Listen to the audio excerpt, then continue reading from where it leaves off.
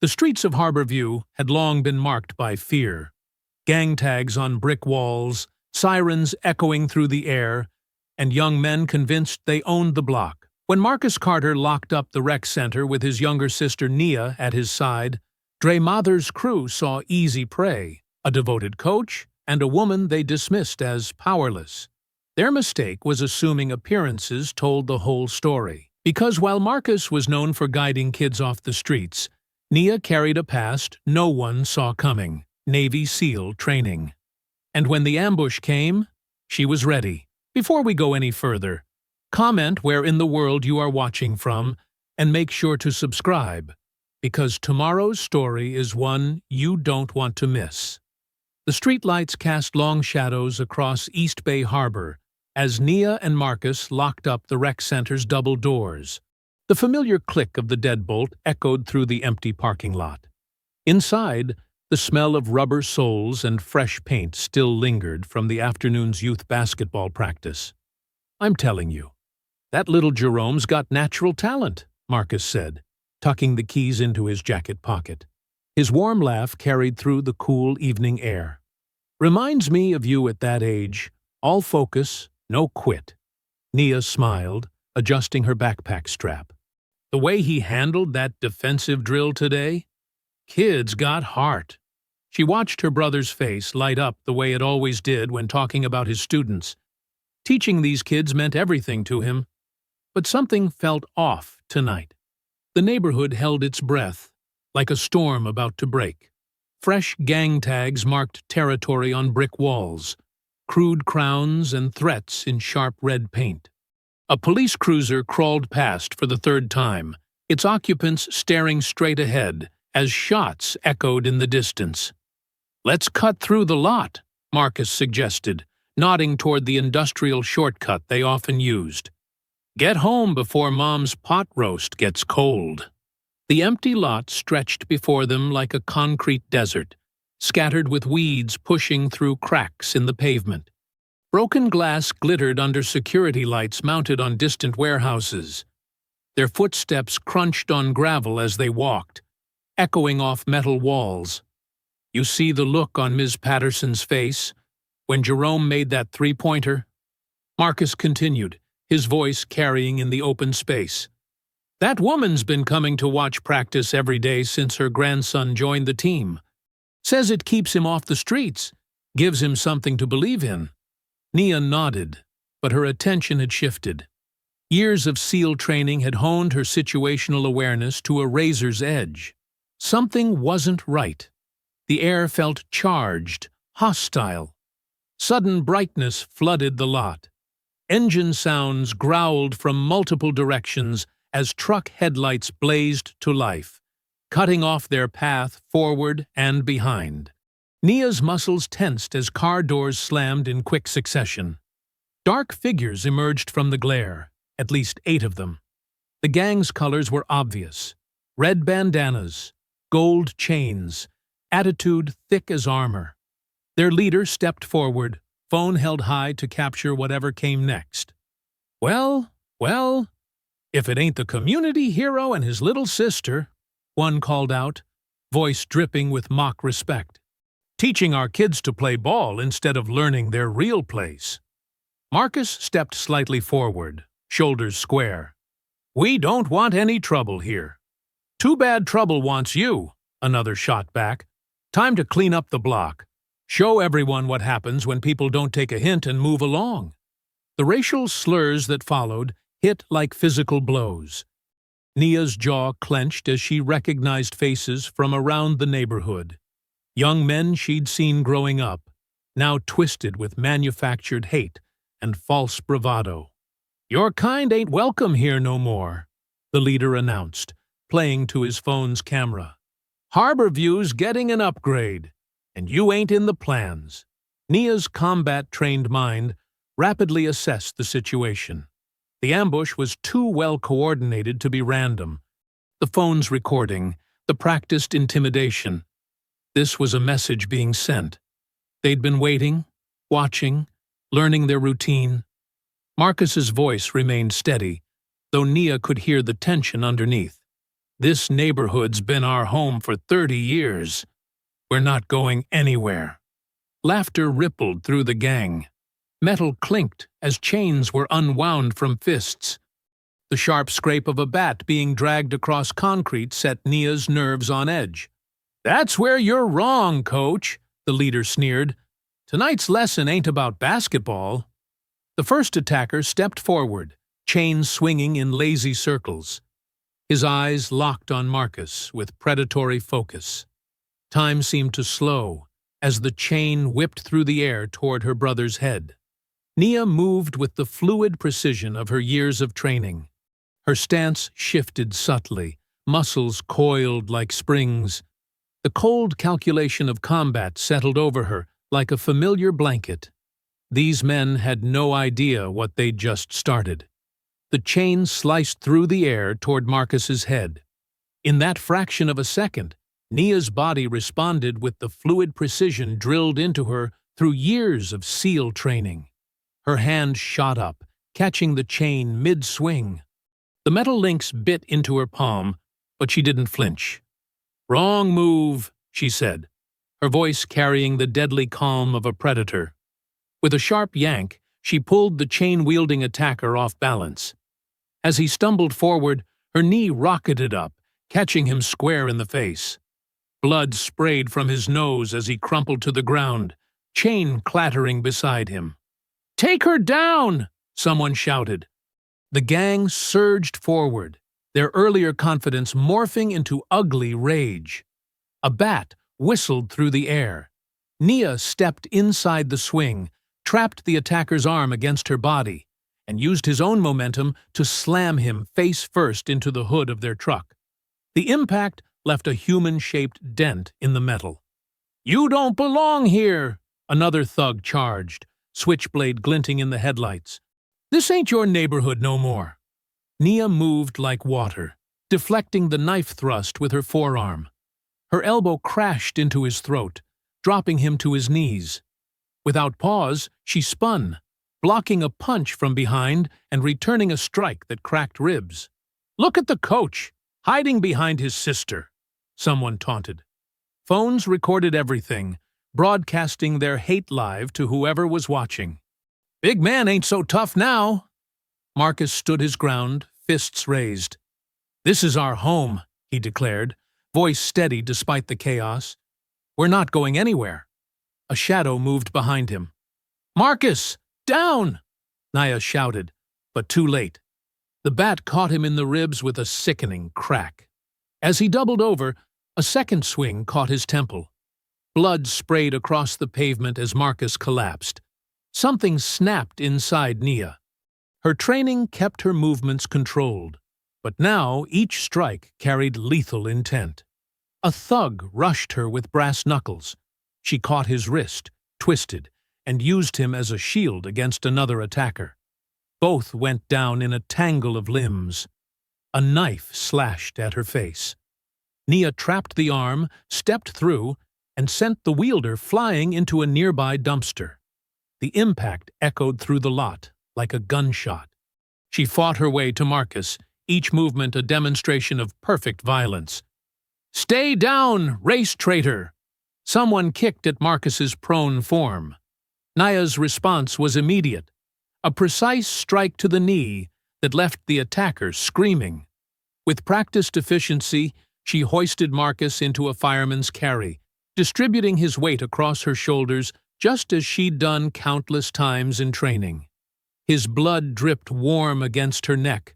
While holding Marcus steady, she reached into his jacket pocket and pulled out his phone. Speed dial, one hand keeping balance, the other deflecting a wild punch. "Rafa, lot by the docks. Marcus is down. Bring the rig now." She shoved the phone into her waistband, never breaking stride. A bat swung at her legs. She stepped over it and drove her heel into the attacker's chest. Another tried to grab Marcus. She answered with an elbow strike that shattered his nose. "What the?" someone gasped. "She's military." The realization spread through the gang like wildfire. Their coordinated attack dissolved into hesitation and backward steps. Nia pressed forward, one arm securing Marcus, the other dealing precise devastation to anyone who came close. A chain wrapped around her ankle. She rotated with the pull, using the momentum to kick another attacker in the jaw. The sound of teeth clicking together cut through the night air. "This ain't what we signed up for," one of them muttered, backing away.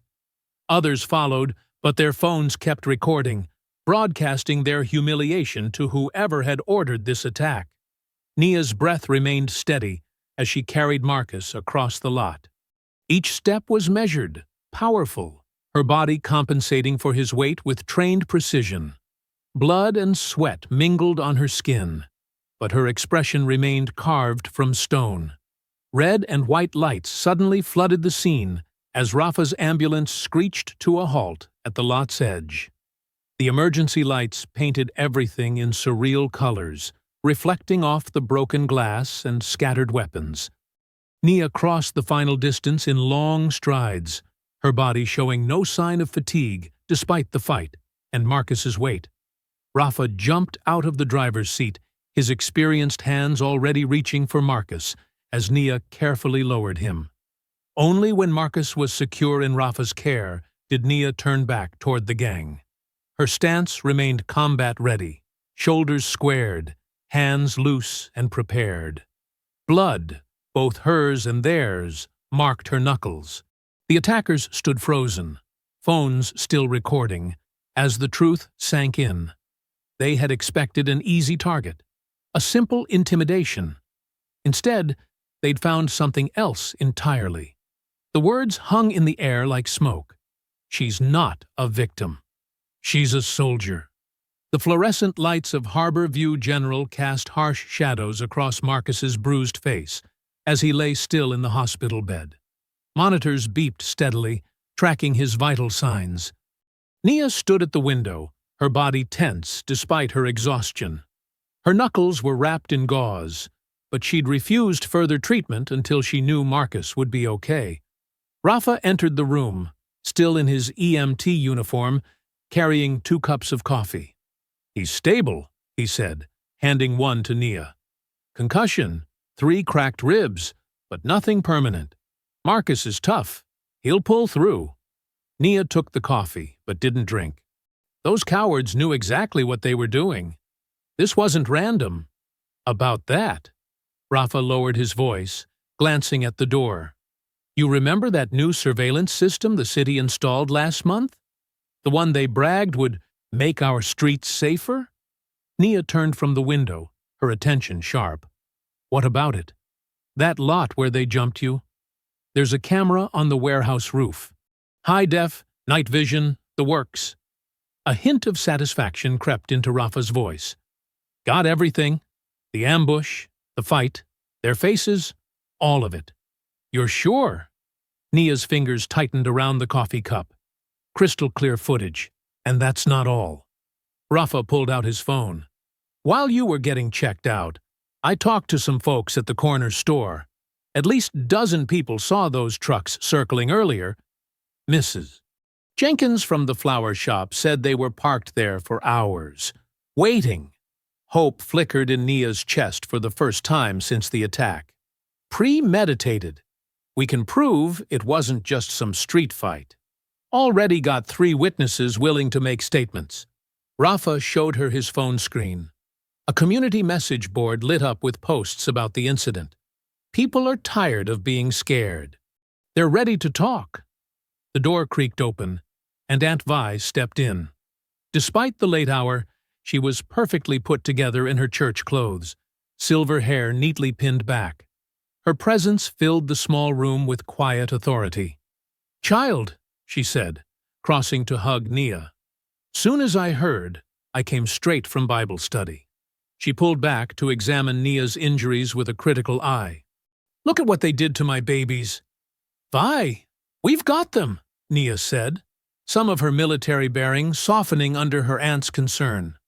"There's surveillance footage, witnesses." "The camera caught everything," Rafa added. "Clean evidence. They can't deny what they did." Aunt Vi's expression remained grave. She sat in the chair beside Marcus's bed, taking his hand in hers. Child, men like them don't fear cameras. They fear the ones who use them.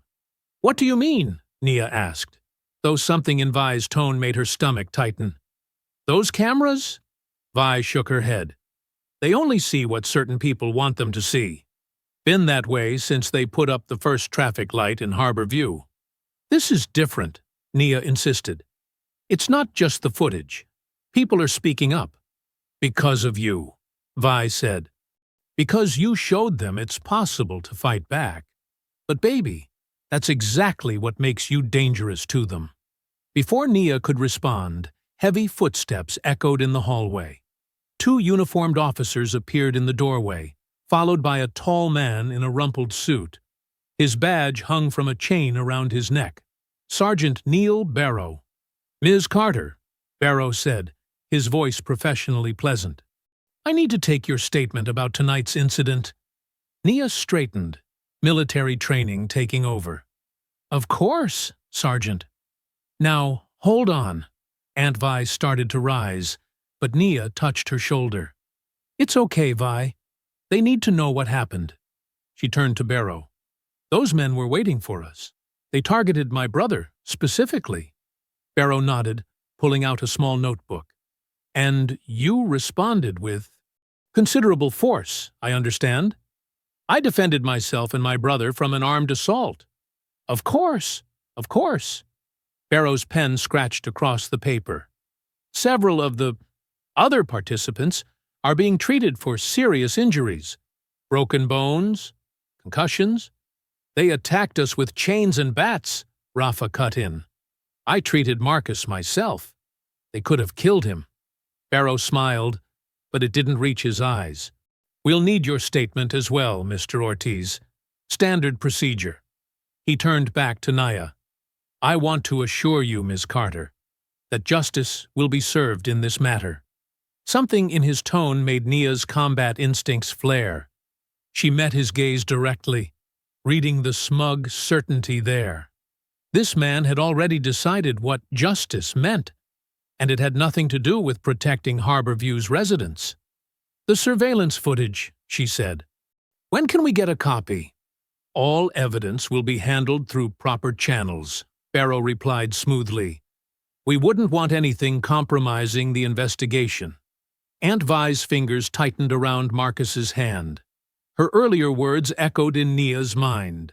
They don't fear cameras. They fear the ones who use them. Barrow pulled out more forms, his manner all professional courtesy.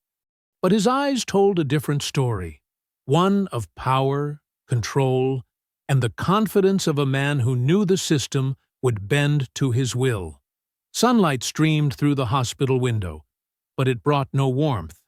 Nia sat beside Marcus's bed, scrolling through her phone with growing dread. The video had exploded overnight. Millions of views, thousands of shares, each one twisting the truth further. The edited clip started mid-fight, cutting out the gang's initial attack.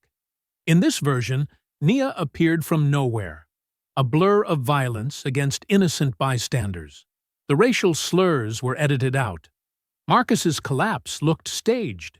Even the lighting had been altered to make the scene darker, more sinister. Comments flooded every post. Look at this crazy woman attacking those guys. Military psycho can't control herself. She's the real threat to our neighborhood. Nia's hands shook as she read.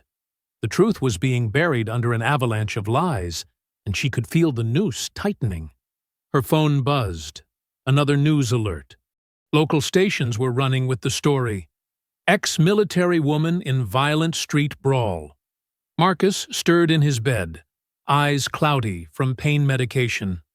Nia? What's happening? Before she could answer, heavy footsteps filled the doorway. Sergeant Barrow entered, flanked by 2 officers. His expression was professionally blank, but satisfaction radiated from every pore. Nia Carter, he announced, you're under arrest for aggravated assault and excessive use of force. What? Nia stood, disbelief warring with rage. They attacked us. You saw the surveillance footage. Interesting, you should mention that. Barrow pulled out his phone, showing her the screen. The camera malfunctioned last night. Technical glitch. Happens sometimes in older systems. That's impossible. Dozens of people saw. We have multiple victims with serious injuries, Barrow cut in. And this. He held up an evidence bag containing a tactical knife, its blade glinting. Found at the scene. Military grade. Care to explain? Nia's blood ran cold. She recognized the knife. One of the gang members had pulled it during the fight. But now it was being presented as hers. That's not mine. They brought weapons. They were waiting for us. Marcus? Barrow turned to her brother, his voice dripping concern.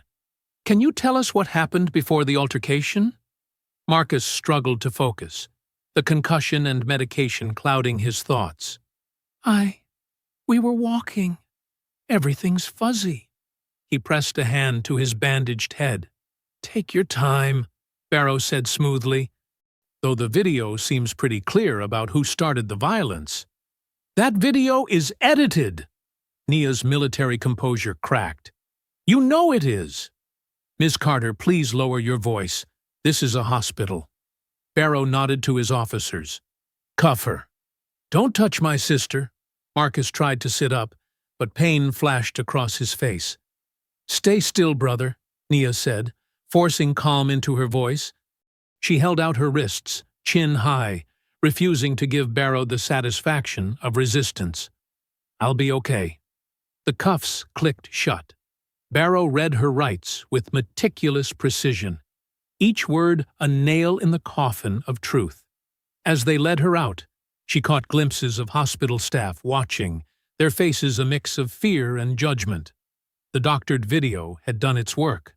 In the police car, Nia's mind raced. The gang's preparation, the edited footage, the conveniently malfunctioning camera, Barrow's immediate appearance. This was coordinated, professional. Someone with power wanted her brother silenced and her credibility destroyed. At the station, they took her fingerprints and photos. Her military ID drew sneers from the booking officers. Think you're tough, huh? One muttered. Not so special now. They placed her in a holding cell, alone. The concrete walls pressed in, but Nia's thoughts weren't on her confinement. She was piecing together the pattern. Marcus's work at the rec center, keeping kids away from gangs, his scheduled speech at City Hall about neighborhood development, the targeted assault, the manufactured evidence. A legal aid lawyer appeared briefly, looking harried. With the video evidence and victim statements, they're pushing for maximum charges. Bail hearings tomorrow. Those victims were trying to kill my brother, Nia said flatly. That's not how it looks online. The lawyer shuffled papers nervously. Maybe we can argue temporary mental stress, PTSD from your service. No. Nia's voice could have cut steel. I'm not playing into their narrative. I know exactly what I did, and why. The lawyer left, promising to look into options. Nia stood at the cell bars, watching the station bustle. Officers avoided her gaze. Phones buzzed with social media alerts. Her face was everywhere, branded as a violent aggressor. Through the window, she could see Harbor View's streets, her neighborhood, her home, the place Marcus had dedicated his life to protecting. Now, they were both being painted as threats to the very community they served. In the quiet of her cell, Nia whispered the truth she'd realized. They knew who I was. This isn't random. Her voice hardened with certainty. This is war. The words hung in the air, a soldier's promise. Her SEAL training had taught her to recognize coordinated attacks, to see through deception, to understand when a firefight was really part of a larger battle. This wasn't about one night or one fight. This was about power, control, and who got to decide Harbor View's future. The late afternoon sun cast long shadows across Aunt Vi's front porch as Nia climbed the worn steps. Her shoulders ached from the hard jail cot, but the pain was nothing compared to the anger burning in her chest. The church bells rang in the distance, a sound that usually brought peace to Harborview, but today felt like a warning. Aunt Vi opened the door before Nia could knock. Her face, usually warm with welcome, was etched with worry lines. "Get in here, child," she said, pulling Nia inside. The house smelled of fresh cornbread and coffee, Vi's way of providing comfort in crisis. "How's Marcus?" Nia asked, following Vi to the kitchen. "Stable. Doctor says the concussion's serious, but he's tough." Vi poured 2 cups of coffee, her hands steady despite her obvious distress. "Like his sister." Nia accepted the cup, but couldn't drink. "They're saying I started it, that I'm unstable, dangerous. Baby, they've been saying things about us since before you were born." Vi's voice hardened. "But this time, it's not just talk. This is calculated." She walked to a drawer and pulled out a thick manila folder. "While you were locked up, I made some calls. Talked to people who remember things others want forgotten." Vi spread papers across the kitchen table. Zoning notices, development permits, city council minutes. And at the center, a glossy flyer that made Nia's blood boil. Dre King Mather, the gang leader, standing shoulder to shoulder with Councilman Roy Halverson at a community renewal rally. Marcus was gathering testimony, Vi explained, tapping the documents. All these longtime residents being pushed out, mysterious fires in old buildings, gang activity spiking whenever someone speaks up. He was building a case to present at City Hall next week. Nia's hand tightened around her coffee cup. The attack wasn't random. Far from it. Vi pulled out more papers. "Look at these property records. Every time Dre's crew terrorizes a block, developers swoop in to buy. And guess who's on the zoning board approving every sale?" "Halverson," Nia growled. "That man's been selling Harborview piece by piece." Vi's voice trembled with rage, using thugs to clear the way, then calling it urban renewal. Marcus was about to expose it all. Nia studied the flyer. Halverson's smile was practiced, political. But Dre's grin was predatory. A wolf in designer clothes. They're working together. The gang creates fear, drives people out. Then Halverson's developer friends buy up everything cheap, Vi finished. Been happening all over the city. But Harborview was fighting back. Thanks to Marcus. And now they're trying to silence him. Nia stood, pacing the kitchen. "Frame me to discredit us both. They underestimated you, though." Vi's eyes sparked with pride. "Thought you were just another victim they could scare off. Didn't know they were picking a fight with a seal. Doesn't matter what I am if they control the story." Nia gestured at her phone. "That video is a lie," Vi cut in. "And lies can be exposed." She walked to her living room window, gesturing at the neighborhood beyond. "Look out there. Every porch, every stoop. Those are our people. They know Marcus. Know what he stands for. What you both stand for." Nia joined her at the window. The street was quiet, but she could feel the tension in the air. More gang tags had appeared overnight. Windows were boarded up. Fear was doing its work. "They won't stop with Marcus," Vi said softly. "Won't stop until Harborview is broken. Until we forget who we are. I won't let that happen." Nia's voice was steel. "Marcus dedicated his life to this place, to these kids. I won't let them erase that." Vi touched her arm. "You've got training they don't expect. But they've got money, power, connections. This isn't a fight you can win with fists alone. Then I'll fight it every way I can." Nia gathered the documents, memorizing names and dates. If they want to play with paperwork and propaganda, fine. But they should have thought twice before putting their hands on my brother. Through the window, smoke rose from somewhere in the distance. Another accidental fire clearing the way for development. The sight of it against the darkening sky made Nia's jaw clench. "Marcus always said Harborview was worth fighting for." Vi murmured. Worth dying for if it came to that.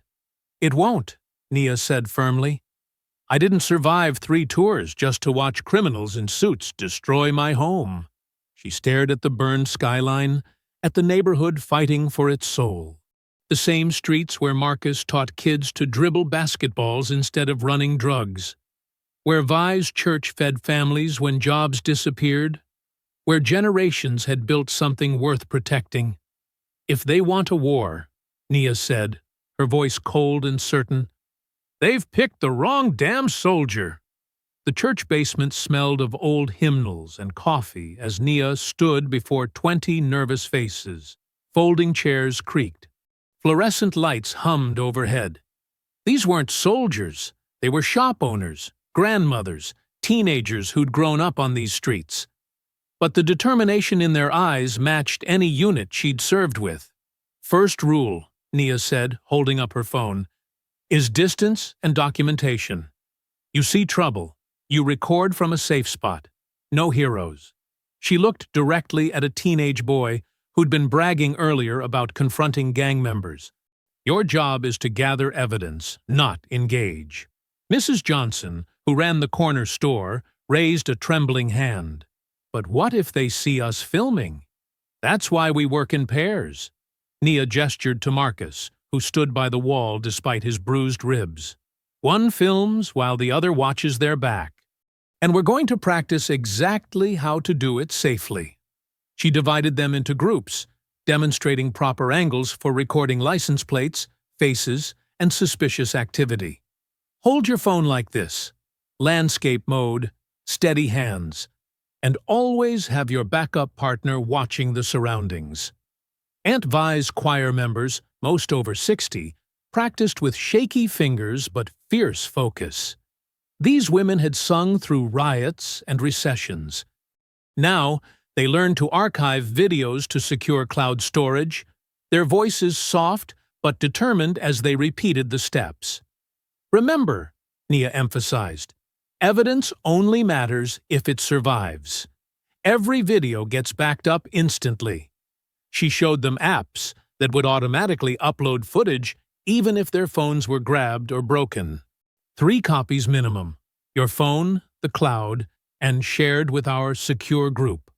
Marcus limped between the groups, offering gentle corrections and encouragement.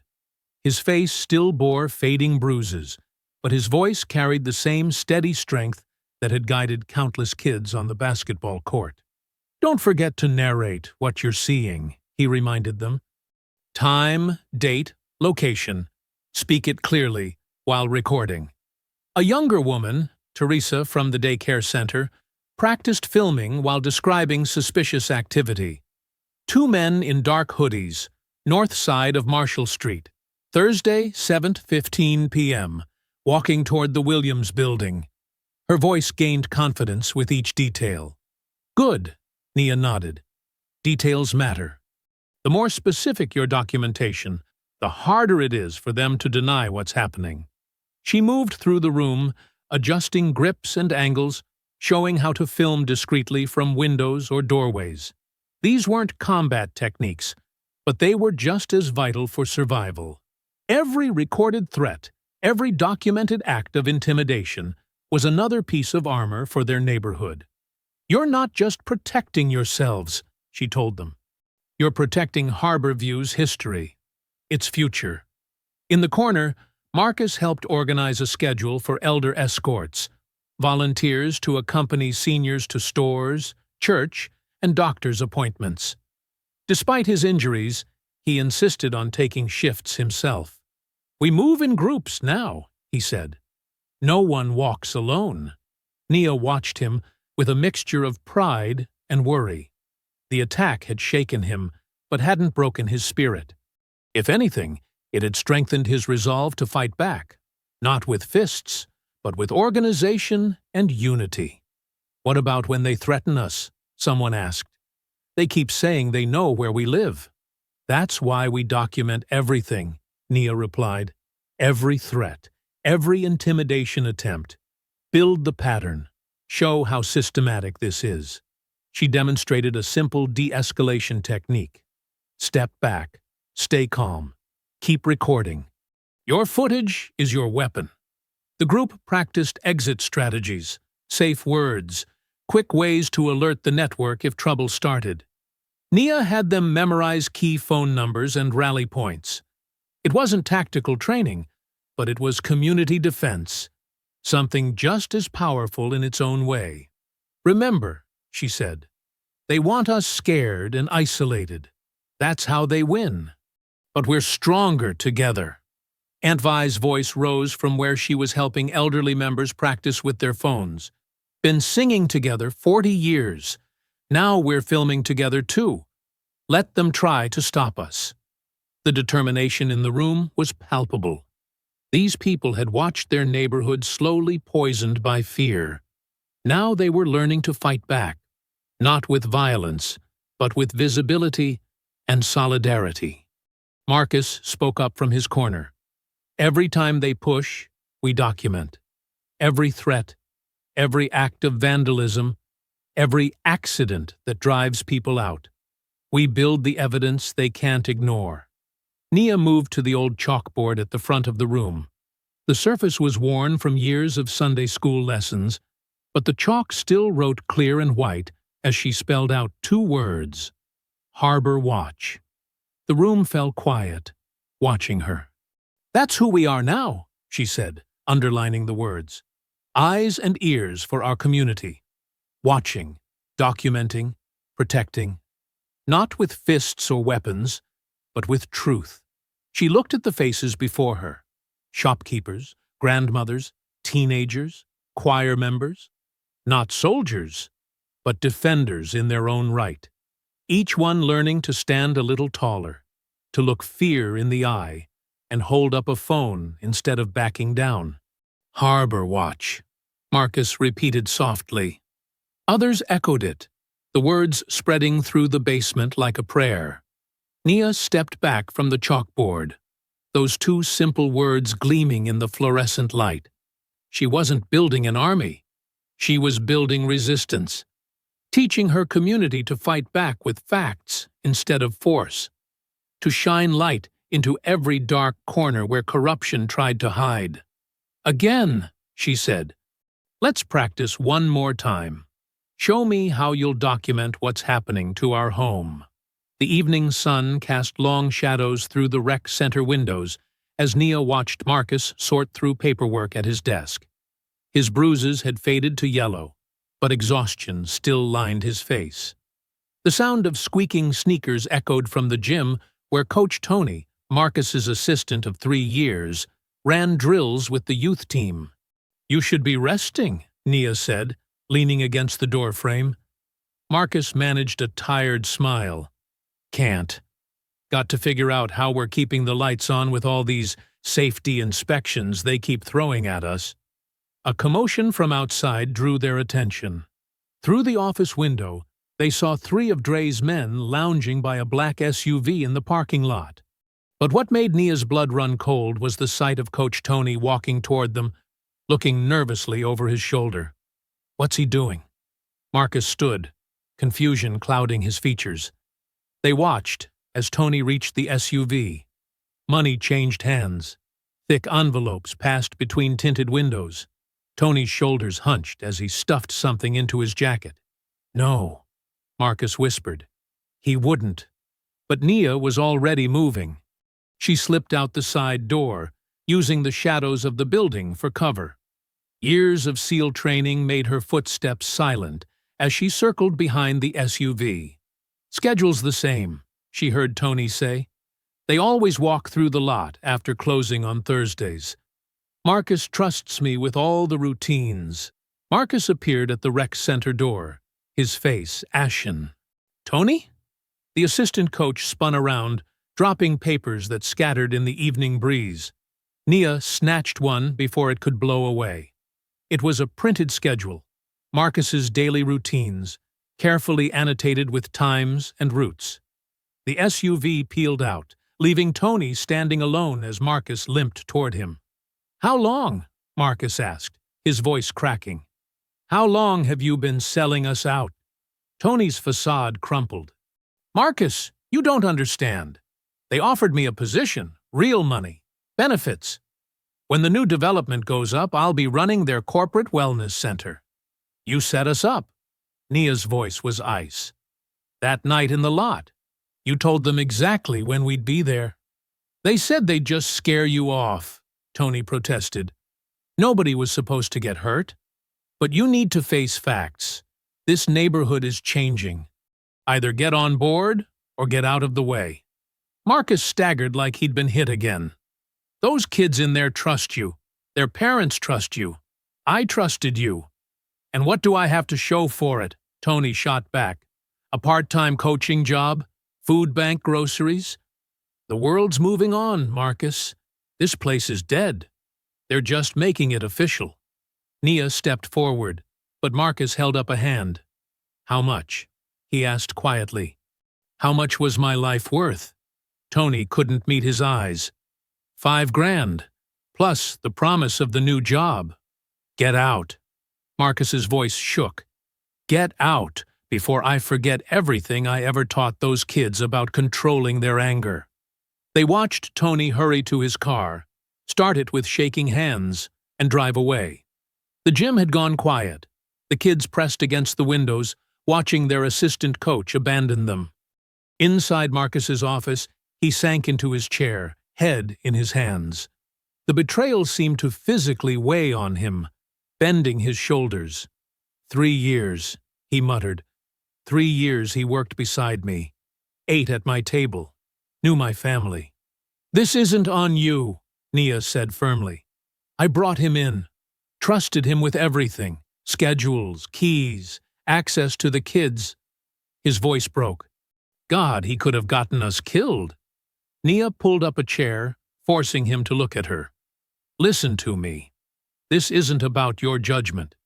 This is about a system that turns neighbors against each other. That makes people think selling out their community is the only way to survive. I should have seen it. No. Nia's voice was steel. This is exactly what they want. For us to blame ourselves instead of them. Tony's betrayal isn't proof of your failure. It's proof of how deep this rot goes, how desperately we need to fight it. Marcus stared at the scattered papers on his desk. Schedules, budgets, permission slips from parents who trusted him with their children's futures. Maybe Tony's right. Maybe we're just delaying the inevitable. Look at me. Nia grabbed his hand. Remember what Mom used to say? The only thing evil needs to win is for good people to give up. A ghost of a smile touched Marcus's lips. She'd be proud of you, you know. Coming back here, fighting for this place. She'd be proud of both of us, Nia corrected. And she'd tell us this is exactly why they're targeting you. Because you give people hope. Show them they don't have to accept what's being forced on them. Through the window, they could see the kids in the gym, still running drills despite their coach's absence. Still believing in what this place stood for. They thought hurting you would break this community's spirit, Nia continued. They thought buying Tony would prove everyone has a price. But they're wrong.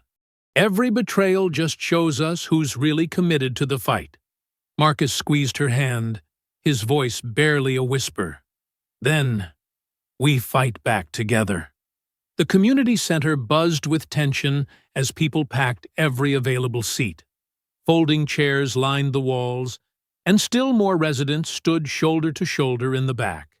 The air conditioning struggled against the heat of so many bodies, but no one seemed to mind. They were here for justice. Aunt Vi sat in the front row, her Sunday best pressed and perfect, nodding encouragement to Nia, who stood by the projector.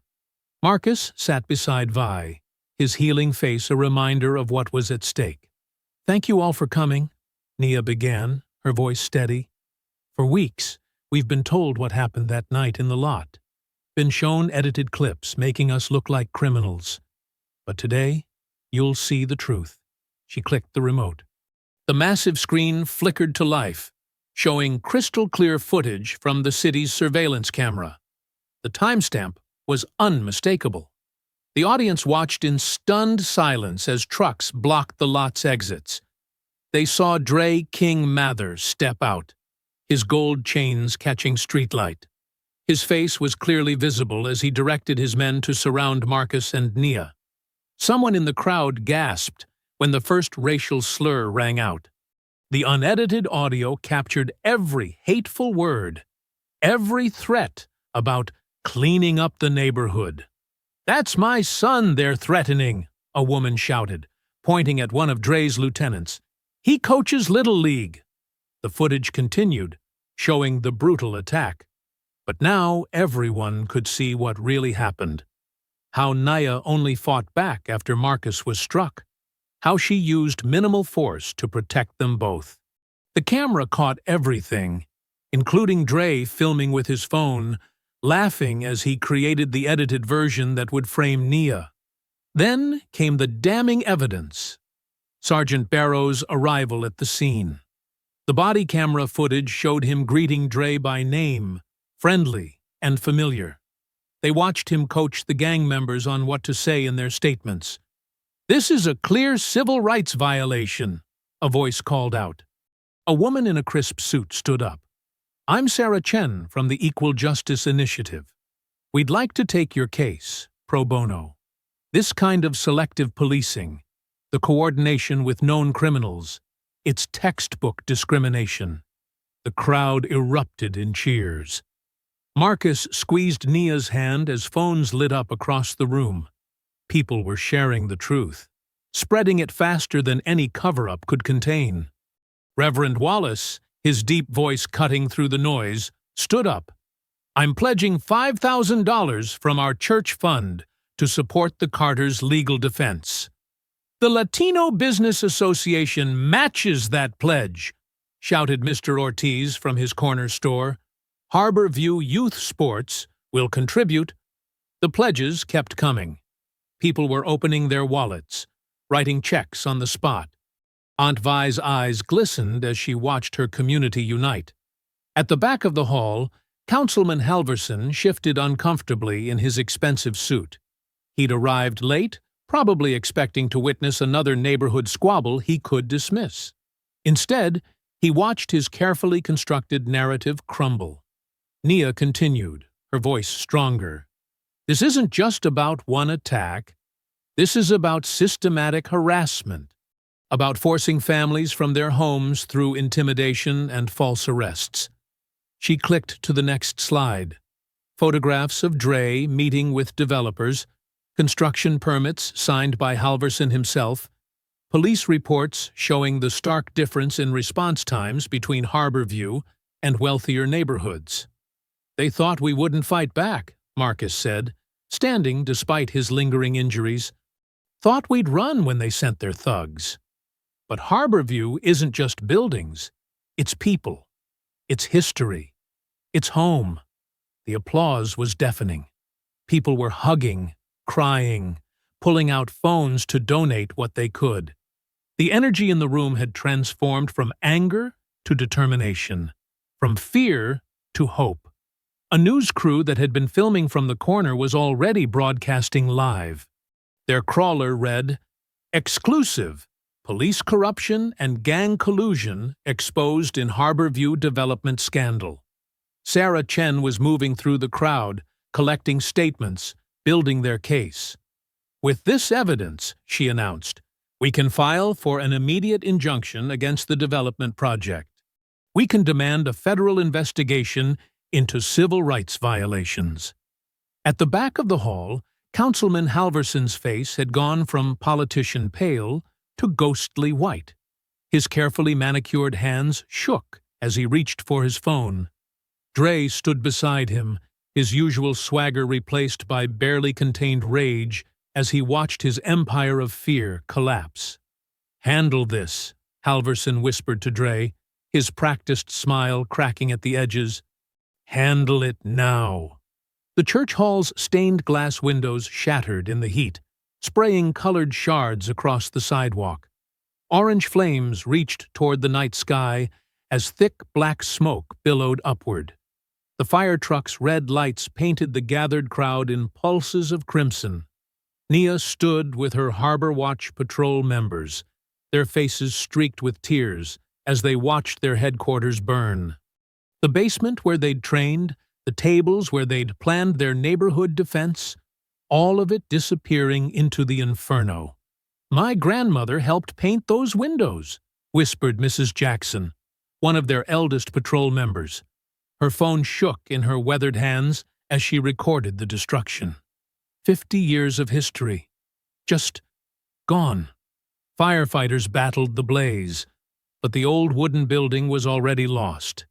Water from their hoses turned to steam before it could douse the flames. The heat was so intense that the crowd had to keep stepping back as the fire department set up a larger perimeter. Sergeant Barrow stood off to the side, making a show of taking notes. His face flickered with poorly hidden satisfaction as he spoke into his radio. Probable arson. Could be gang-related. Or maybe retaliation from those militant neighborhood watch types. Nia's fists clenched at his words, but she kept her voice steady. "You know exactly who did this." "Careful, Carter," Barrow smirked. "Accusations like that could be considered threatening an officer." As dawn broke over Harbor View, the fire had finally died down to smoldering ruins. The air still reeked of smoke and ash. Nia's phone buzzed with a text from Marcus. 911, cops at Reese Center, come quick. She arrived to find police cars surrounding the youth center. Officers were leading Marcus out in handcuffs while news cameras rolled. Sergeant Barrow held up an evidence bag containing white powder. "Anonymous tip led us to check his office," Barrow announced to the reporters. "Found this stash of narcotics in the desk where he counsels kids. Really makes you wonder about his whole community leader act." Marcus's face was a mask of disbelief. "That's not mine. I've never seen that before." His eyes met Nia's. They both knew. This was payback for the town hall. By noon, the story was everywhere. Local news channels ran the footage of Marcus's arrest on repeat. Social media exploded with manufactured outrage. Comment sections filled with racist accusations about thugs pretending to be role models and violent militants destroying the neighborhood. A viral video showed carefully selected clips of Nia's SEAL combat training, set to ominous music. The caption read, "The real face of Harbor Watch. Trained killer leads militant group terrorizing development project." Outside the burned church, Aunt Vi stood in her Sunday dress, spine straight despite her grief. Ashes drifted like gray snow around her feet. The acrid smell of burned wood and melted plastic hung heavy in the air. "First, they tried to buy us out," she said quietly. "Then they tried to scare us out. Now they're burning us out and poisoning our names." She touched the blackened cornerstone, her fingers coming away covered in soot. "They've declared open war." The crowd of community members gathered behind her grew larger. Parents who'd trusted Marcus with their children for years. Elders who'd worshipped in the church hall for decades. Young people who'd found purpose in Harbor Watch's patrols. Mrs. Jackson held up her phone, still recording. "We need to show the world what they're doing to us. They'll just twist it again," someone said bitterly. "Like they did with the fight footage. Then we'll keep recording until the truth can't be denied," Mrs. Jackson insisted. "Every burnt building, every false arrest, every lie they tell about us. We document it all." Nia surveyed the devastation. The church hall had been more than their headquarters. It was the heart of Harbor View. Generations had gathered here for weddings, funerals, community meetings. Now it was a smoking ruin, and her brother was in jail on fake charges. Rafa arrived with his EMT kit, checking residents for smoke inhalation. "This is getting dangerous, Nia," he murmured as he worked. "They're escalating. Next time, it might not be an empty building they torch." "We knew they'd fight dirty once we exposed them," Nia replied, watching as more news vans pulled up to film the destruction. "But we can't back down now. Harborview is our home. The morning sun climbed higher, illuminating the full scope of the damage. The church hall's roof had collapsed entirely. Charred hymnals and melted chairs littered the ground. The Harbor Watch headquarters sign hung crooked and scorched, a bitter testament to what they'd lost. But as Nia looked at the determined faces around her, she saw something the arsonists hadn't counted on. Each act of destruction, each false accusation, only strengthened their resolve. The community wasn't running. They were getting angry. The vigil began at sunset. Hundreds of Harborview residents gathered in front of the burned church hall, holding candles that pushed back the growing darkness. Their flames formed a river of light down the block, a defiant answer to the arson that had tried to break their spirit. Marcus stood at the front, his face still bruised, but his voice strong as he led the crowd in, "We shall overcome." The false drug charges hadn't stuck. The community had rallied to post his bail within hours. Now he represented everything the developers feared: unity, resilience, hope.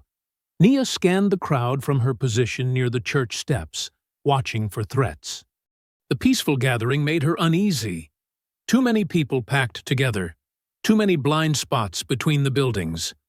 Her SEAL training screamed that this was the perfect setup for an attack. A police cruiser rolled by slowly, Sergeant Barrow at the wheel. He locked eyes with Nia and smiled. That smile sent ice through her veins. The first sign of trouble came when several unmarked vans turned onto the street, engines growling.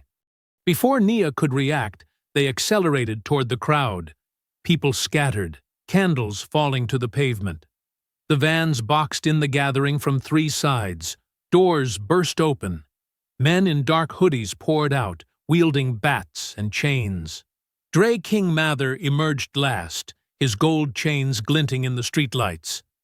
"Touching ceremony," he called out, his voice dripping with mock sympathy.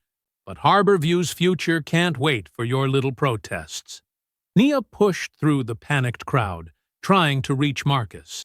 But police cars suddenly appeared, sirens wailing, cutting her off. Officers jumped out with weapons drawn, all pointing at the vigil participants, none at Dre's men. "Everyone on the ground!" Barrow shouted through a megaphone. "This is an illegal assembly!" In the chaos, Dre's gang moved with practiced precision. 3 men grabbed Marcus, landing quick blows to his kidneys before he could fight back. They dragged him toward the nearest van as he struggled. "Nia!" Marcus's cry cut through the noise. She launched forward, but strong hands seized her arms. 2 officers twisted them behind her back, slamming her face first into a patrol car. "Nia Carter," Barrow's voice oozed satisfaction, "you're under arrest for inciting a riot and violating your bail conditions." "He's lying," she shouted to the crowd. "Film everything!" Through the police car window, she watched helplessly as Marcus was thrown into the van. His eyes met hers for one desperate moment before the door slammed shut. The van peeled away, leaving black tire marks on the asphalt. Phones recorded everything, but Nia knew it wouldn't matter. They'd edit the footage, twist the narrative, make the victims look like criminals, just like they had with the lot attack. The ride to the station passed in a blur of rage and fear. They put her in a holding cell deep in the building's basement, far from windows or activity. The message was clear. No one would witness whatever happened next. Hours crawled by. The concrete bench offered no comfort. Every minute that passed was another minute Marcus spent in his captor's hands. She paced the small cell, mind racing through scenarios, trying to guess where they'd taken him. Near midnight, 2 pairs of footsteps approached. Barrow appeared with a man Nia recognized from news coverage. Councilman Halverson, the developer's pet politician. "Quite a mess you've made, Ms." "Carter," Halverson said, straightening his expensive tie. "All this violence, all this unrest, it's exactly why Harborview needs urban renewal. You mean ethnic cleansing, Nia spat. Forcing out black families so you can build luxury condos? Progress requires sacrifice. He checked his watch. The demolition crews arrive next week. The permits are signed, the machines are ready. All these protests accomplish nothing except putting people like your brother in danger. The threat hung in the air like smoke. Marcus was their leverage, their way of ensuring the community's submission. Where is he? Nia's voice was deadly quiet. Safe? Barrow smirked. For now, assuming everyone cooperates with the relocation orders. You're going to fail, Nia said. Harborview won't break. Such spirit? Halverson sighed. But what spirit against bulldozers? Against progress? Against the full force of law and order? He gestured to Barrow. The world's changing, Miss Carter. The only question is whether your people change with it or get crushed beneath it. They left her alone with those words, their footsteps echoing away into silence. The basement's fluorescent lights buzzed overhead, casting harsh shadows through the bars. Nia stood at the cell door, hands gripping the cold metal. Her brother was out there somewhere, held by men who saw violence as a business tool. The same men who'd burned their church, planted drugs, twisted truth into lies, all to erase a community that had stood for generations. Hold on, Marcus, she whispered into the darkness. I'm coming. The words felt inadequate against the weight of what they faced. But they were all she had in that concrete box, that manufactured cage meant to contain not just her body, but the community's will to resist. They thought isolation would break her spirit. They didn't understand that Navy SEALs were built for exactly these moments, when all seemed lost, when the odds were impossible, when failure meant death. She remembered Marcus teaching kids at the rec center, showing them how to stand tall even when the world tried to make them small. She thought of Aunt Vi in front of the burned church, unbowed by the destruction. She recalled Mrs. Jackson recording everything, ensuring their truth survived even when their buildings didn't. The fluorescent light flickered, shadows dancing across the cell walls. Somewhere in Harborview, demolition machines were being readied. Somewhere, her brother waited, trusting she would come. Somewhere, Dre and his masters celebrated their apparent victory. Dawn crept over Harborview, painting the projects in shades of gray. Aunt Vi knelt in her small garden, pulling weeds with hands that had worked this soil for 40 years. A shadow fell across the tomato plants. Ma'am! A young officer stood at her fence, nervous energy radiating from his pressed uniform.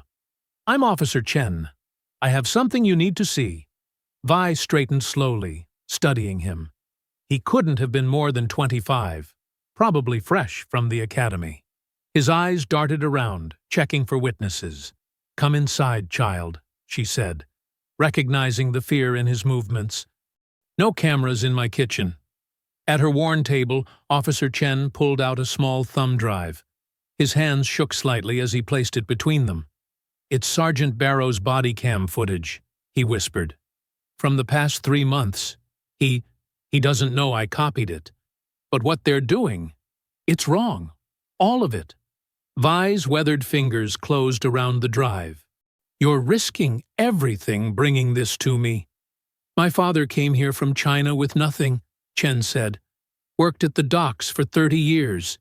These developers, these gangs, they're destroying communities just like the ones that gave my family a chance. I took this badge to protect people, not help crush them. Vi made him tea, listened to him detail what was on the drive. Barrow meeting with Dre, coordinating arrests, planning the church fire. Hours of corruption captured in high definition. Get this to my niece, Vi said. She'll know what to do. An hour later, Vi walked into the police station, straight to the front desk. Her church choir followed, filling the lobby with their presence. They began to sing. Old spirituals that echoed off the walls, voices raised in harmony that demanded attention. While the desk officers tried to control the situation, Officer Chen slipped down to the holding cells. The key turned quietly in Nia's lock. "Your aunt sent me," he whispered, pressing the thumb drive into her palm. "Everything's on here. Barrow's whole operation." Nia's fingers closed around the small device, a digital key that could unlock justice. "Thank you," she said softly. "Now, get out of here before they connect you to this." She emerged from the basement to find the station in beautiful chaos. The choir's voices filled every corner, making it impossible for the officers to coordinate. Vi stood at the center, conducting with raised hands, her face serene. "You can't hold my niece without charges," Vi announced between verses. "Not while we're here witnessing." Barrow appeared, face red with fury. But with 30 pairs of eyes recording on phones, he couldn't risk making a scene. "Release her," he growled to the booking officer. "But this isn't over." "No," Nia said as she walked out, the thumb drive burning in her pocket. "It's just beginning." She found Rafa waiting in his ambulance around the corner. His medical bag was packed with extra supplies, bandages, splints, everything they might need. But more importantly, he had his laptop and a mobile hotspot. "I've got signal boosters," he said, pulling out equipment. "Whatever we stream, it'll go out clear and strong. No way they can shut it down." They drove to Aunt Vi's house, where Nia quickly reviewed the footage. Hours of damning evidence played across the screen. Barrow and Dre planning the ambush in the lot, coordinating the church fire, discussing their plans to frame Marcus. The councilman appeared in several clips, handing over envelopes of cash. "We need to hit them where they're strongest," Nia said, plugging the drive into Rafa's laptop. "Right in their own territory, where they think they're untouchable." "The warehouse district," Rafa nodded. "That's where they took Marcus. My cousin works security there. Says Dre's been running operations from the old cement factory." Nia pulled up satellite maps on her phone, studying approaches and exits. Her SEAL training kicked in, analyzing angles, cover, tactical advantages. The factory was their fortress, but every fortress had weaknesses. "We'll need a distraction," she said. "Something to draw attention while we get into position." Vi smiled. "Leave that to us. My choir's ready to take our songs right to their doorstep. Let them try to explain attacking elderly church ladies on camera." Nia changed into dark tactical gear, strapping on a protective vest under her jacket.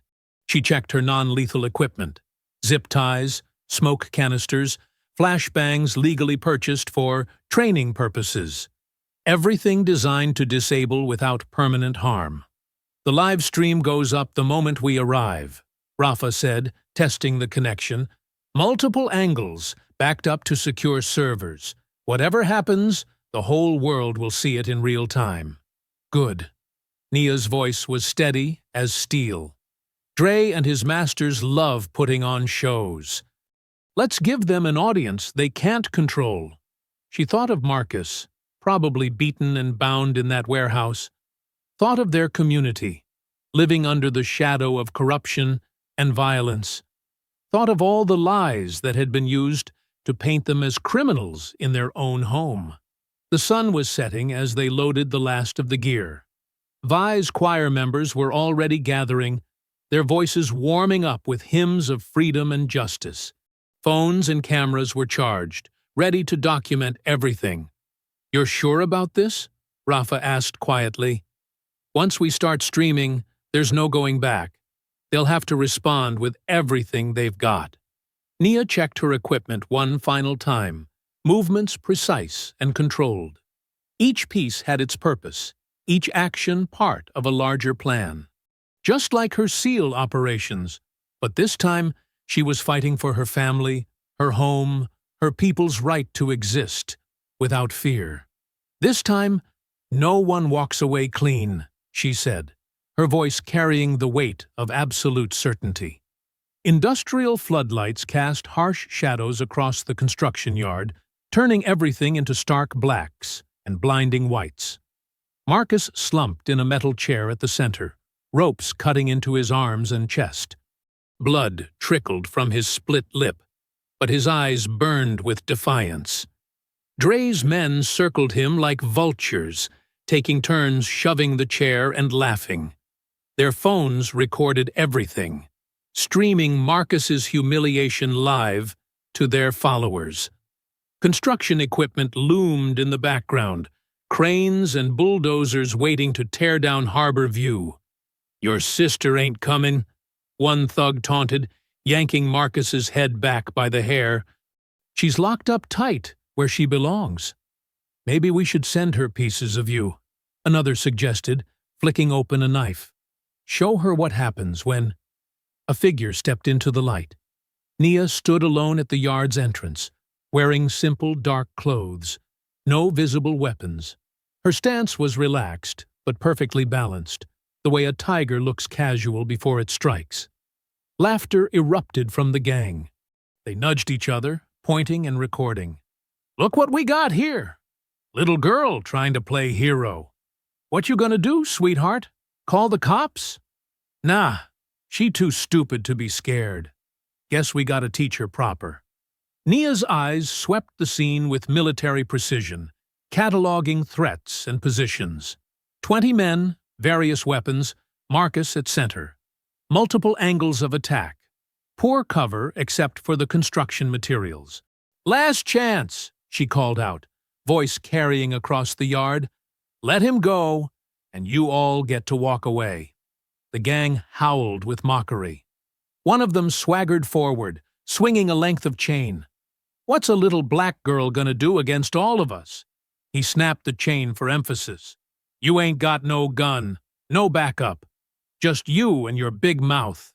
Nia's hand shot out, grabbing a steel rod from nearby scaffolding. In one fluid motion, she yanked it free and spun it to test its weight. The movement was so swift, so practiced, several thugs stepped back. "Wrong," she said softly. "I've got training you can't imagine." The chain wielder charged. His weapon whistled through the air, but met only empty space as Nia slipped aside. The steel rod flashed, catching him behind the knee. Bone cracked. He went down screaming. Two more rushed her with baseball bats. Nia moved like water between them, the rod becoming a blur. One bat splintered. An elbow strike crushed a nose. A sweep took out legs. In seconds, both attackers lay groaning. The remaining gang members spread out, suddenly wary. This wasn't the easy victim they'd expected. The way she moved, the precision of her strikes. This was something else entirely. "She fights like military," someone shouted. Dre pushed through his men, face twisted with rage. "She's a damn SEAL, a Navy SEAL fighter." Shock rippled through the group. Phone cameras lowered as reality sank in. They'd expected to terrorize a civilian. Instead, they'd walked into a trap. Nia advanced, each step measured and deadly. The rod hummed as she spun it, creating a defensive circle. 3 more thugs tested her guard. 3 more hit the ground, clutching broken limbs. "You trained with knives?" she asked conversationally, ducking a wild swing. "I trained with SEAL Team 6. The rod cracked against a kneecap. "You learned to fight in alleys?" She disarmed a knife wielder with surgical precision. "I learned in war zones." Blood spattered concrete as she systematically dismantled their attacks. Every move was controlled, calculated to disable without killing. The yard filled with the sounds of combat. Impact of metal on bone, grunts of pain, bodies hitting ground. Marcus watched in awe as his sister moved through Dre's men like a force of nature. The sister who'd carried him to safety that first night was now dealing out justice with terrifying skill. Yet even now she showed restraint, breaking bones instead of necks, choosing pain over death. Dre backed toward Marcus, eyes wild with desperation. His carefully crafted image of untouchable power was crumbling. Live streams caught every second of his men falling to a single opponent. "Finish her!" he screamed, pressing a knife to Marcus's throat. "I said finish her now!" The remaining gang members hesitated, looking between their leader and the SEAL who'd dropped half their crew in minutes. Fear warred with pride on their faces. Naya paused, rod held ready, blood dripping from one end. Her breath was steady, her stance unchanged. She could do this all night. "Your choice," she told the wavering thugs. "But ask yourselves, how many bones you willing to lose for him?" The moment stretched taut as a wire. Marcus felt the knife trembling against his skin. Dre's desperation rolled off him in waves as his authority crumbled in real time. Then the floodlights caught movement on the warehouse roof, dark figures taking position. Reinforcements had arrived. The fight was about to enter a new phase. "Kill her!" Dre shrieked, pressing the blade harder. "Kill this Blood and rain mixed on the concrete as Nia spun into action. She vaulted over a charging attacker, using his momentum to send him sprawling. Her path to Marcus was clear for a precious second. The steel rod whirred through the air, striking Dre's knife hand with surgical precision. He howled, the blade clattering away. "Marcus, roll!" Nia shouted, already moving. Her brother didn't hesitate. He threw his weight sideways, chair and all, just as Nia's boot connected with Dre's chest. The gang leader stumbled back, giving her the space she needed. The rod became a blur as she sliced through Marcus's ropes with controlled strikes, never breaking her defensive stance. Marcus staggered to his feet, shaking out his arms. Blood ran down his face, but his eyes were clear and focused. He snatched up a fallen baseball bat, spinning to stand back-to-back with his sister. "Just like basketball," Nia said, her voice steady despite the chaos. "Read their movement, anticipate, redirect." "Got it," Marcus growled. "Time for some payback." They moved as one unit. When a thug rushed Marcus with a chain, Nia dropped low, sweeping his legs while Marcus swung high. The bat connected with a meaty thunk. Another attacker tried to flank them, but the siblings pivoted in perfect sync. Marcus going wide to force him back, Nia striking precise and brutal at the exposed knee. "Feel their energy," Nia called out, demonstrating as she caught a punch and used the attacker's own force to slam him into the ground. "Don't fight it, guide it." Marcus was a quick study. When the next gang member charged, he shifted just enough to let the momentum carry past him. The bat became an extension of the movement, adding to the thug's speed until he crashed into a stack of pallets. "There you go." Nia's pride was evident even as she disabled another attacker. "Natural talent." They fell into a deadly rhythm. Marcus's height and reach complemented Nia's speed and precision. Where he created space with powerful swings, she darted in to strike vulnerable points. When attackers tried to overwhelm them with numbers, the siblings moved like dancers, trading places and targets with fluid grace. Two thugs rushed them simultaneously. Marcus and Nia stepped apart, then back together, trapping their opponents between them. Marcus's bat swept low as Nia's rod struck high. The gang members collapsed in a groaning heap. "Watch this move," Nia said, catching another attacker's wild haymaker. She guided his punch past her, adding a slight twist that sent him spinning. "Redirect. Don't absorb." Marcus mirrored her technique moments later when a knife wielder lunged at him. He slipped aside just as Nia had shown him, letting the attack flow past while adding his own force to the equation. The thug sprawled face first into the concrete. Blood ran from Marcus's split lip, and Nia's knuckles were raw, but they maintained their position. The remaining gang members circled warily, their earlier mockery replaced by genuine fear. They'd expected to overpower a single SEAL. Instead, they faced a brother-sister combat unit moving with devastating efficiency. Dre's face contorted with rage as he watched his crew being systematically dismantled. He snatched up his fallen knife and charged the siblings with a roar of desperate fury. Nia met his rush with mechanical precision. The steel rod deflected his wild slash, then cracked across his wrist. The knife fell again, but this time Nia kept moving. She hooked the rod behind his neck and twisted, forcing him into a brutal chokehold. "Now, Marcus!" she shouted, controlling Dre's thrashing body. Marcus stepped in, bat held high. Recognition flickered in Dre's eyes. The man he'd tried to silence was about to deliver justice. The bat swung in a perfect arc, connecting with Dre's jaw. The gang leader went limp in Nia's hold. She let him crumple to the concrete, unconscious but breathing. The remaining thugs backed away, phones lowered, their live streams capturing their leader's complete humiliation. Through the sudden silence, police sirens wailed in the distance, growing louder by the second. Marcus and Nia shared a look, both knowing what those sirens might mean. Barrow and his corrupt officers could be coming to finish what Dre had started. Nia's hands tightened on the bloodied steel rod. Her stance shifted subtly, preparing for yet another fight. Marcus moved closer, bat ready, his shoulder brushing hers. Whatever came next, they would face it together.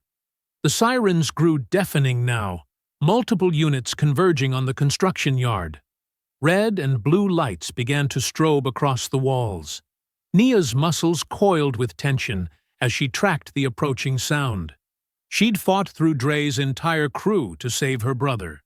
She'd proven that their bond was stronger than any gang's intimidation. But now, facing the possibility of corrupt police response, Nia knew the night's real battle might just be beginning. Marcus wiped blood from his chin, never taking his eyes off the yard entrance.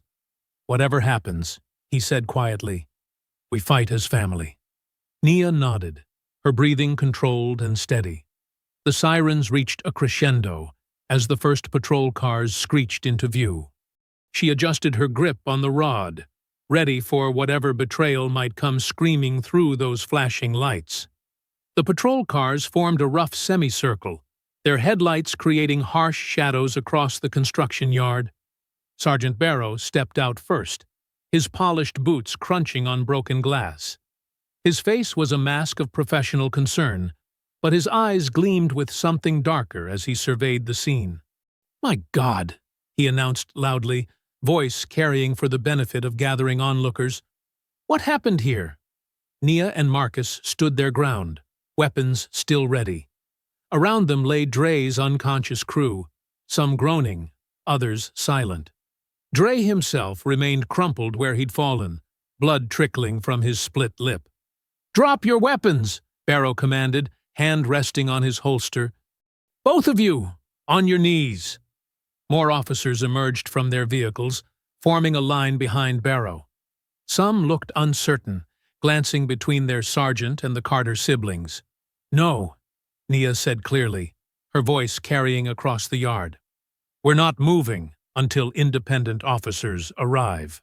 Barrow's professional mask slipped for just a moment, showing raw hatred underneath. "You're in no position to make demands. Officers, weapons free. These suspects are dangerous and resisting arrest." The sound of multiple holsters opening echoed in the night air. Marcus tensed beside Nia, but she remained perfectly still, only her eyes moving as she tracked each officer's position. "Before anyone makes a career-ending mistake," Nia said calmly, "you should know this entire confrontation is being broadcast live." She nodded toward a small camera mounted on nearby scaffolding, its red light blinking steadily. "Including Sergeant Barrow's unnecessary escalation of force." Barrow's face twisted. "Shoot her! Shoot them both!" he barked. All pretense abandoned. "They're reaching for weapons." Several officers raised their guns, but others hesitated, clearly aware of the camera. One young officer, badge reading Martinez, actually lowered his weapon. "Sir," Martinez said, "they're not reaching for anything. And there are witnesses." "I gave you an order!" Barrow screamed, spittle flying from his lips. These thugs attacked upstanding citizens. They're violent criminals. Actually, a new voice cut through the tension. We have evidence suggesting otherwise. Officer Martinez's partner stepped forward, holding up a thumb drive, including your body cam footage showing coordination with Dre Mather's gang activities. Barrow's hand moved to his gun, but before he could draw, 3 officers tackled him from behind. His service weapon skittered across the concrete as they wrestled him into handcuffs. "What is the meaning of this?" A new voice boomed across the yard. Councilman Halvorson strode through the police line, his expensive suit incongruous among the tactical gear. "I demand to know why officers are restraining Sergeant Barrow." "Because we have proof, Councilman," Naya called out. She nodded to Rafa, who emerged from behind a stack of pallets with his phone held high, still streaming. "Proof of your collaboration with Dre Mather to terrorize Harborview residents. Proof of Barrow's selective enforcement. Proof of the whole corrupt system." Halvorson's political smile faltered. "That's ridiculous. I've always supported urban renewal." "You mean forced displacement," Marcus cut in, his voice strong despite his injuries. "Working with criminals to drive people from their homes." "I would never," Halvorson began. But Rafa had approached with his phone, Mike picking up every word. "Then explain this email chain," Rafa said, holding up his screen. "Detailing payments to Dre's gang through shell companies, coordinating pressure campaigns against specific residents, including the order to target Marcus Carter before his City Hall testimony." Halvorson's face went chalk white. That's taken out of context. Barrow assured me the methods were legal." "So you admit to working with Sergeant Barrow?" Officer Martinez asked, pulling out a notepad. The councilman seemed to deflate as he realized what he'd said. His eyes darted between the cameras, the officers, and his own words hanging in the air. "I want my lawyer," he whispered. More patrol cars arrived, these bearing internal affairs markings. Detective Sandra Chen stepped out, surveying the scene with sharp eyes. "Sergeant Barrow," she announced, "you're under arrest for corruption, conspiracy, and attempted murder." She turned to the councilman. "Mr. Halvorson, you'll be coming with us as well." Officers moved forward with cuffs as Chen continued. "We've been building this case for months. Tonight's live stream just gave us the final pieces we needed." They hauled Barrow to his feet. His face was a mask of impotent rage as officers recited his rights. Nearby, other cops were cuffing the still unconscious Dre and his gang members. Halvorson offered his wrists without resistance, his politician's poise finally shattered. Under the harsh construction lights, he looked old and small. Detective Chen approached Nia and Marcus. "We'll need your statements," she said. "But first, let's get medical attention for those injuries." Nia lowered her steel rod at last, exhaustion seeping into her muscles. Marcus swayed slightly beside her, and she steadied him with a gentle hand. The construction yard had become a sea of flashing lights and official vehicles. Crime scene techs photographed everything while EMTs treated the injured. Through it all, the live stream kept running, ensuring that what happened here couldn't be buried or twisted. Rafa stepped closer, phone still broadcasting. "Any words for the viewers?" he asked softly.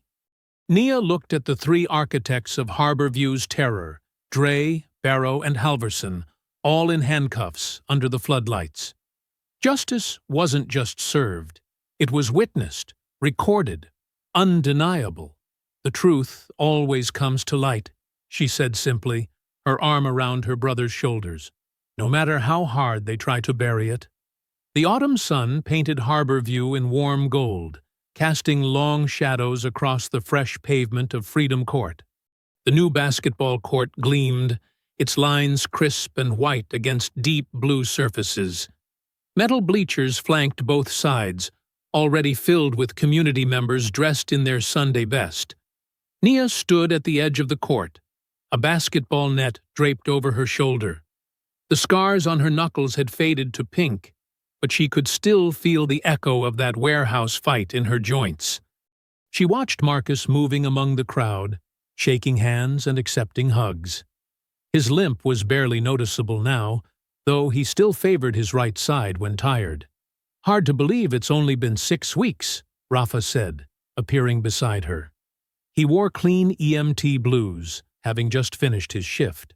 "The trial went faster than anyone expected." "Evidence has a way of speeding things up," Nia replied, thinking of the countless video clips, financial records, and witness testimonies that had buried Dre's gang and their corrupt allies. The gang members had taken plea deals, turning on each other in exchange for lighter sentences. Dre himself got 20 years for orchestrating the violence, his tough guy facade crumbling when faced with federal charges.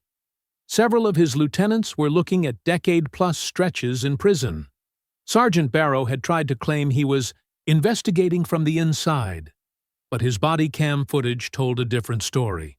The recordings showed him coaching Dre on how to terrorize residents while avoiding serious charges. He was facing 30 years for corruption, conspiracy, and attempted murder. Councilman Halverson's fall had been particularly spectacular. Journalists uncovered a web of bribes, kickbacks, and offshore accounts tied to the redevelopment scheme. He'd resigned in disgrace, then cut a deal to avoid prison by exposing other corrupt officials. The scandal had forced a complete overhaul of the city's zoning board. The settlement money had been substantial, enough to renovate the rec center, rebuild the burned church hall, and construct this new court. More importantly, Harborview had been designated a protected historic district, safe from predatory development. Aunt Vi's voice rose above the crowd's chatter, strong and clear. "Let us gather round, family." The community formed a circle around the court's center line. Vi stood in her flowing purple dress, a hand-carved wooden box held carefully in her weathered hands. "In this box," she announced, "are the ashes from our burned hall. Today, we mix them with the soil beneath this court, so our children will always play on ground made sacred by sacrifice." She knelt slowly, her arthritic knees protesting, and scooped a handful of dirt from a prepared hole. The ashes went in, dark and fine, before she patted the earth back in place. "This spot marks the heart of Freedom Court," Vi continued, rising, "where we remember that victory comes not just from strength," she nodded to Nia, "but from unity, faith, and refusing to be moved." Marcus stepped forward, bouncing a basketball. The sound echoed sharp and clean off the fresh backboards. "First game starts in 10 minutes, he called out. "Junior League, show me what you got." Kids scrambled to line up, their excitement electric. Many wore new jerseys donated by local businesses, proper uniforms for the first time in Harborview's youth program history. Nia moved to the nearest hoop, unwrapping the net. The metal links chimed as she threaded them through the rim. This was the same model she'd used in high school, the kind that could withstand maritime air and rough play alike. "You know," Rafa said quietly beside her, "what you did wasn't just about saving Marcus that night. You carried him then, yeah. But in doing that, you ended up carrying all of us. Carried us right through to justice." Nia paused, the last loop of net in her fingers. "We carried each other," she corrected. "Every neighbor who joined patrols, every elder who testified, every kid who refused to be scared away from these courts." She secured the final knot and stepped back. The net swayed slightly in the breeze, catching sunlight like strands of silver. Marcus gathered his first group of players, demonstrating proper shooting form. His voice carried across the court, patient and encouraging as always. Some of these kids had witnessed the warehouse fight, had seen their coach beaten and taken. But here they were, back under his guidance, refusing to let fear win. A small brass plaque caught Nia's eye, mounted on the court's entrance pillar.